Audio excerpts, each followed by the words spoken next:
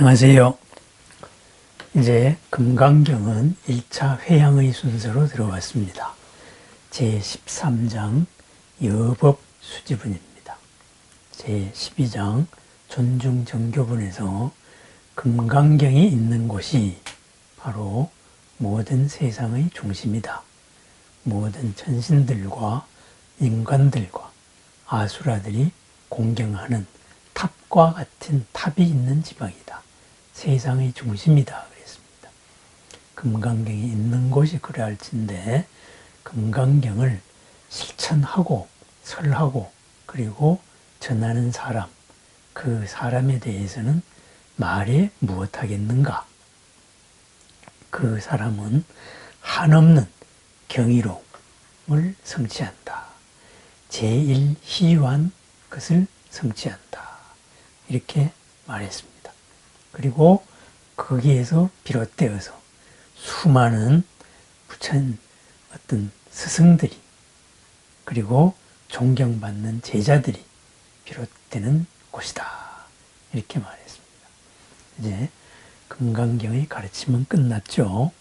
우리가 다시 금강경 처음을 헤아려 봅니다. 수보리의 질문은 그랬습니다. 깨달음을 향하여 나아가는 사람들은, 보살의 수레를 타고 나아가는 사람들은 어떻게, 어떠한 마음에 머물 것이며, 그러니까 어떠한 마음에서 벗어나지 않을 것이며, 응운하주, 그리고 또 운화수행, 어떻게 행을 닦아 나갈 것이며, 어떠한 삶을 살아 나갈 것이냐, 이것이죠. 그 다음에 그 삶의 과정에서 운하항복기심, 운하섭복기심, 어떻게 그 마음을 추스려서 다스려 나가야 됩니까? 하는 것이 우리 수보리의 부처님에 대한 질문이었습니다. 거기에 대한 답변으로서 머무름 없는 마음, 어떠한 개념이나 어떤 고정관념, 선입관념, 이런 모든 것에서 벗어나서 있는 그대로를 바라보는 그러한 이름에 휩쓸리지 말고 모양에 홀리지 말고 그죠? 개념에 쏙지 않는 그러한 있는 그대로를 바라보는 머무름 없는 마음의 지혜를 바라보아야 된다. 그러한 것으로서 살아야 된다. 그리하여서 그러한 마음으로서 장엄한 삶을 살아야 된다. 불국토를 장엄하는 삶, 훌륭한 삶이죠. 훌륭한 삶을 살아야 된다. 이렇게 말했습니다. 그래서 이러한 가르침에 대해서 이제 제13장 여법수지분에서 이야기가 진행이 됩니다. 이렇게 말씀하시자 장로 수보리는 세존께 이와 같이 여쭈었습니다. 세존이시여, 이 경을, 이 법문을 무엇이라고 부르고 어떻게 마음에 새겨야 하겠습니까? 그죠? 한자 번역으로는 아당운하봉지, 아등운하봉지, 나는 마땅히 어떻게 받들고 지내야 하겠습니까? 저희 무리들은 어떻게 받들고 지내야 되겠습니까? 이렇게 물었습니다. 이와 같이 엽춥자 세존께서는 장로 수보리에게 다음과 같이 말씀하셨다. 수보리여, 이 법문을 지혜의 완성이라고 부르고 그와 같이 새겨야 합니다. 이 법문, 이 경을 금강바냐 바라밀다 라고 부르고 이와 같은 여시명자 여당봉지, 이와 같은 이름으로서 그대들은 받들고 지내야 됩니다. 마음에 새겨야 할 것입니다. 이렇게 말했습니다. 여기서 금강바냐 바라밀, 금강바냐 바라밀다, 이것을 현대어역으로는 지혜의 완성이다, 이렇게 번역을 하는 것이고, 그리고 현장 스님은 앞에 수식어를 하나 붙였습니다. 능단을 붙였습니다. 능히 모든 것을 끊는 능단 금강반야 바라밀다. 이러한 이름으로서 받아 지내야 된다. 그랬습니다. 그것은 무슨 까닭입니까? 수보리요. 열애께서 지혜의 완성, 즉 금강반야 바라밀다, 반야 바라밀다 라고 말씀하신 바로 그것은 열애께서는 반야 바라밀다가 아닌 것을 말씀하신 것입니다. 그러므로서 말하자면은 지혜의 완성입니다. 굳이 이름 붙이자면은 반야 바라밀다라고 할 수 있습니다. 이렇게 설명했습니다. 여기서 이제 금강경은 일단락이 되었습니다. 이것을 이하 13장의 이 다음 부분은 앞에 부분을 요약하여서 요약하여서 복습하는 순서가 되겠습니다. 여기서 그러면은 이러한 가르침, 진리의 가르침, 연계에 입각한 머무름 없는 가르침, 이것을 무엇이라고 이름하여야 될 것입니까? 하고 물었습니다. 그래서 부처님께서는 금강반야 바라밀이라고 이름하라 그랬습니다. 금강이라는 것은 벼락이죠. 능단, 능이 끊는다 이거죠. 능이 푼다, 끊는다, 항복받는다, 바꾼다. 무엇? 금강으로서.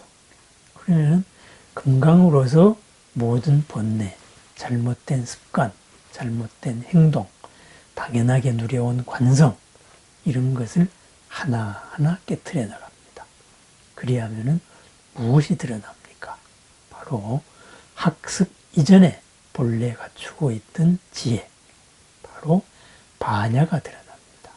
그 반야, 금강으로 드러난 반야로서 반야 바라밀, 반야 바라밀다죠.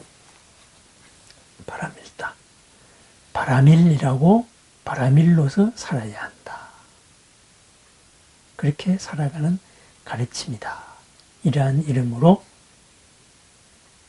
이 가르침, 이 경을 받아서 지니고 마음에 새겨야 한다. 그랬습니다. 그럼 여기에서 반야 바라밀다 했을 때 바라밀에 대해서 한번 살펴보겠습니다. 금광과 반야, 바라밀, 누누이 설명을 해왔지만은 바라밀다를 한 번 더 살펴보겠습니다. 바라밀다는 파라와 밑다, 빠라 밑다 이렇게 되는 거죠. 파라는 저쪽이다 이렇게 말하고 밑타는 언덕이다 이렇게 해석을 해서 반야 바라밀을 가장 광범위하게 번역을 한 게 도피안입니다. 도, 건너간다. 그죠? 피안, 저 언덕으로 건너간다. 이렇게 됐습니다. 또 이 반야 바라밀, 이 바라밀의 다른 번역으로는 도무국이다. 이런 번역이 있습니다. 무국으로 건너간다. 이 말입니다. 그럼 무국이 뭐예요? 궁국입니다. 궁국은 궁국인데 무엇이라고 할 수 없는 궁국, 궁국이라고도 할 수 없는 이름을 초월한 궁국, 궁국마저도 벗어난 궁국에 도, 건너간다, 이른다 이 말입니다. 도피안, 이른다. 그죠? 그럼 그것이 뭐겠습니까? 여기서 저 언덕이라는 것은 뭐고 건너간다, 빠라, 빠라미, 빠라라는 것은 무슨 뜻일까? 이것을 다시 한번 생각해 보겠습니다. 여기서 제가 비유를 들겠습니다. 점이 하나 있습니다. 이 점이 움직이면은 선이 됩니다. 선. 그죠? 크기가 없는 점이 움직이는 순간에 크기를 가진, 길이를 가진 선이 됩니다. 그리고 이 선이 움직이면은 면이 되고, 면이 움직이면은 공간이 됩니다. 그러면은 무언가로서 내가 이렇게 움직였다. 아무것도 없는 것 같은 무지한 어리석음으로 가득 찬 내가 지혜로서 조금이라도 움직였다. 그러면은 그만큼 커졌습니다. 커지는 순간에 어떻게 되겠어요? 점이 선이 되고 선이 면이 되었습니다. 그럼 커진 것은 이전 상태를 이미 포괄하고 있는 겁니다. 커짐으로써 질적으로 달라진 거예요. 움직임으로써 질적으로 달라졌습니다. 그래서 1차원 점이 1차원 선은 점을 포함하고 있는 것이고 2차원 면은 선을 포함하는 것이고 3차원 공간은 2차원 면을 포함하고 있는 것입니다.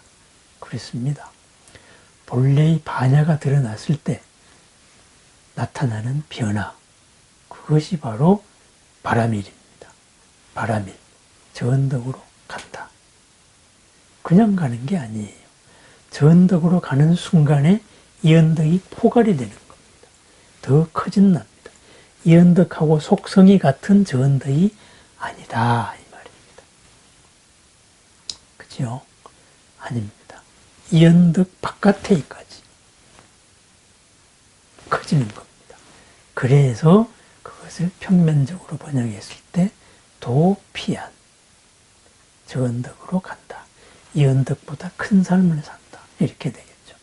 이것을 적극적으로 번역을 한 것이 도무국입니다. 무국. 궁국을 넘어선 궁국. 궁국이라고 하는 이름마저도 넘어선 궁국. 무국이죠.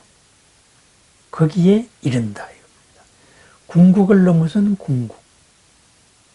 그야말로 완성입니다. 이 완성에서는 어떻게 되겠습니까? 모든 것이 포괄됩니다. 그러니까 똑같은 세계를 상대적으로 같은데 여기서 좀 편한 세상으로 건너간다.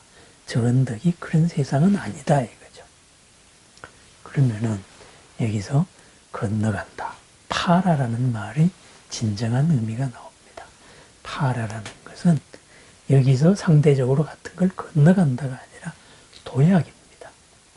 삶이 한 차원 바뀌는 것입니다. 삶이 한 차원 바뀝니다. 삶이 한 차원 바뀐다. 결국은 무슨 말이에요? 현재의 삶을 초월하는 것입니다.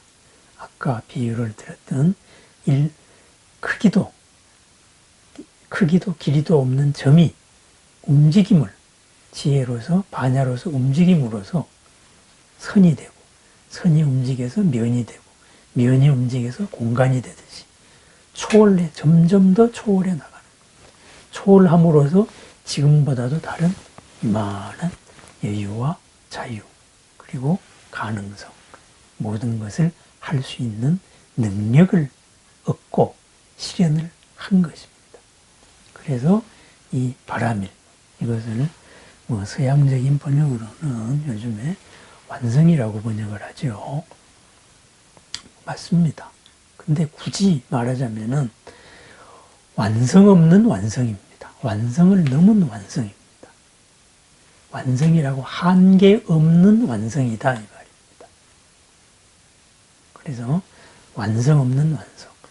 오히려 한자적인 번역으로는 도피안이다. 이거보다는 도무국이다. 이런 말이 더 정확하다고 볼 수 있습니다. 완성을 뛰어선 궁극적인 완성. 일체의 모자람이 없는 완성입니다. 일체의 궁극이 없는 완성. 더 이상이 없는 거죠. 그래서 그걸 표현을 하면은 무상정등정각, 위 없는, 올바른, 비길 바가 없는 그러한 깨달음이다. 이렇게 번역할 수도 있겠죠. 그럼 바라밀, 그러한 것으로 가는 삶입니다. 지혜의 완성, 삶의 완성, 그리고 현재의 삶을 초월한, 현재의 삶을 포괄한 더 큰 삶, 이러한 삶의 길입니다. 그래서 바라밀은 초월의 길이다. 이렇게 번역할 수도 있습니다.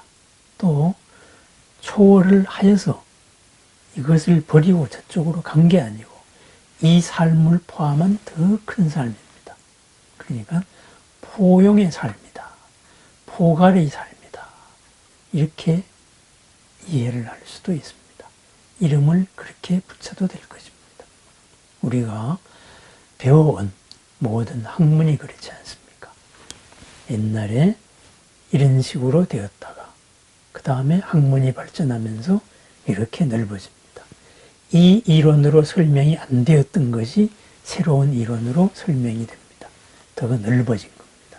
그럼 이 이론으로 설명되었던 세계가 이미 포함된 거죠. 포괄한 거죠. 이 세계에서 새 학설의 세계로 넘어간 것이 아닙니다. 새 학설로서 더 크게 포괄을 하고 이것으로서 해결이 안 되는 것은 새로운 학설로서 더 포괄을 하고 이렇게 점점 더 커지는 겁니다. 우리들의 수행 또한 마찬가지입니다. 중생이 부처가 된다는 것, 되어 간다는 것, 중생이 점점 커지는 것입니다. 그래야 해서 마음 씀씀이 요만한 몸이 요만한 일에 아파지고 아파하고 옹색해 하던 마음이 이렇게 여유로워지고 관대해지고 여기에서의 나와 남을 포괄한 더 큰 나가 되고 더 큰 나가 되고 마침내는 온 법계와 더불어 하나가 되는 진리의 몸, 부처님의 몸, 법신이 되는 것입니다. 그래서 이 바라밀은 그러한 초월의 길이고 바라밀의 삶은 포괄의 삶, 초월의 삶, 포용의 삶이 됩니다. 그럼 그 바라밀이 뭐냐 했을 때 우리가 육바라밀을 이야기로 듭니다.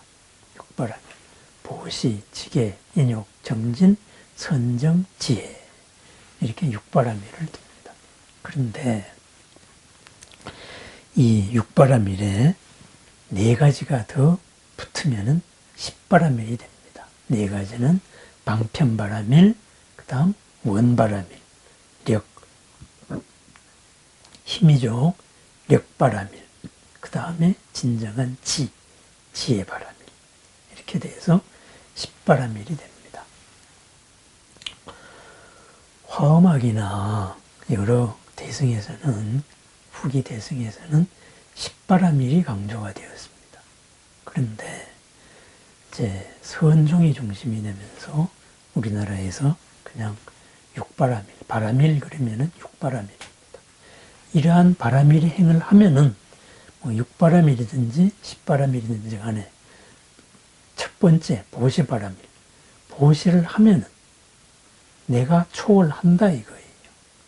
보시하기 전하고 보시한 이후의 내 삶이 달라집니다. 이만큼 커지는 거예요. 인색한 마음에서 이만큼 커지는 거예요. 요만큼 초월한 겁니다. 요만큼의 삶에서 이 피 안으로 간 겁니다. 그래서 바라밀에 들어가는 이 모든 행을 하는 순간에 나는 이미 점점 더 커집니다. 점점 더 초월합니다. 이 한계 속에 갇힘을 벗어난 거죠.